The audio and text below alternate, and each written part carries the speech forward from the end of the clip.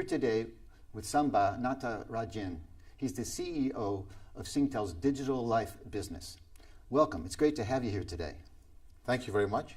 Yeah. My pleasure to be here. My first question is, can you just give us an overview of what Singtel is doing in the digital space? Sure. Singtel's digital life business is the innovation and growth engine for the group. And we enter into a number of businesses that are essentially global, fast-growing, large opportunities where we have a right to play in our Asian footprint. So we've entered into a number of businesses over the last few years. Some examples are digital marketing, cybersecurity, a video business, a geo-analytics platform, a cloud business, and a safe and smart cities business. We also have a venture capital fund that invests in leading-edge technologies on behalf of the group. Wow, it's quite diversified. Yes, indeed.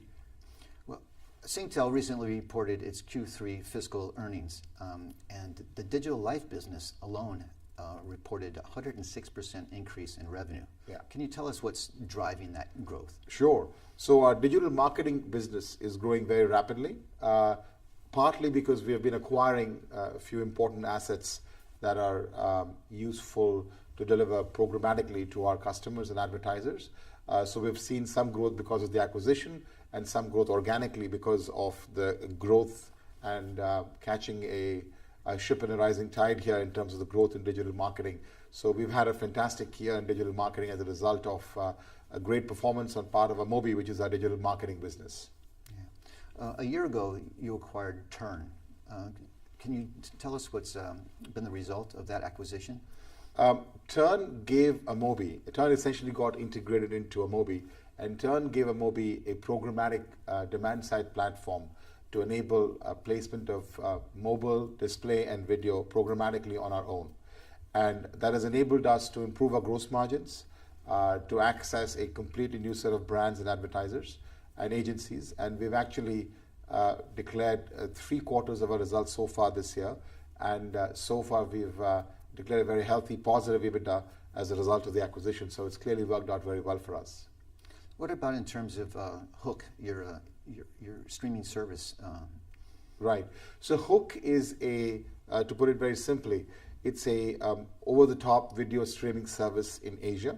It's like a Netflix equivalent for the emerging markets, which means it's for the mass market, emerging market consumer who wants to consume both Hollywood and local content, wants to use different payment mechanisms other than credit cards, and wants to pay at a much lower price point than some of the large global over-the-top providers such as Netflix. And so Hook was invented as a result of catering to the needs of that consumer in markets where fixed line and pay TV penetration is low, but people want to consume content. We've been in this business for the last 2 years. I know you're in the Philippines with Globe. What other countries is Hook launched? We are in the Philippines, we are in Indonesia, we are in India, and we're in Thailand. So those are the 4 main countries, and we are also now entered the Singapore market for the prepaid segment. So those are all the markets that we're present in. And some markets where we have gained significant traction, clearly the larger markets such as Indonesia and India with the Hook product. What about future expansion? Which countries are you perhaps looking at? We would look at other emerging markets, but our current focus is in getting our business model right in these 4 main emerging market countries to make sure that as we are scaling up and ramping up our customer base, we're also able to monetize appropriately and create a sustainable business in the long term. So we're going to focus for the next year or so in making sure that our current business in these markets sort of scales up in the right fashion before we roll it out to new countries. Right. In your earnings report for fiscal Q3, there's a report of a high investment in content for Hook. How long do you expect that high level of investment to continue?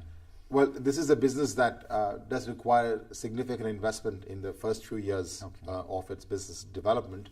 And so the way this business grows and scales is through monetization of customers. So which means that we'll continue to pay content providers to deliver good content to our customers who want to watch a combination of Hollywood and local content.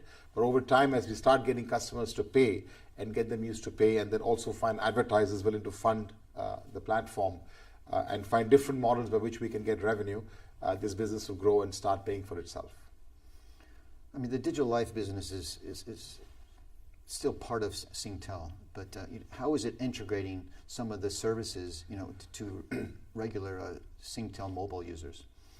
Well, the essence of what we do is to create standalone businesses, and the idea is that we will take advantage of the assets of the Singtel group, assets such as data, such as customer relationships, billing relationships, our distribution touch points, our market access and reputation of the Singtel group to help our digital businesses grow. That's the fundamental thesis behind creating standalone businesses in their own right, where we can add value through our existing assets of the Singtel group. But we also do the reverse, which means our digital businesses help our core business. So for example, we bundle Hook with our data plans in the mobile operators such as Singtel, Globe, Telkomsel, all these operators, Airtel, bundle the Hook product into their offerings of their mobile plans to the customers. That's one example, and we have many such examples of how our digital businesses support the core business. Sure. I mean, digital services are a big topic for operators with their revenue fairly flat from traditional subscriber base. How do you see digital services, pushing forward Singtel's bottom line, in the future? Well, at the moment we're in the investment stage, which means that we're looking for businesses to scale, make sure that we have top line revenue growth, and over time this top line revenue growth has to turn into profitable growth. Some of our businesses have already started to scale.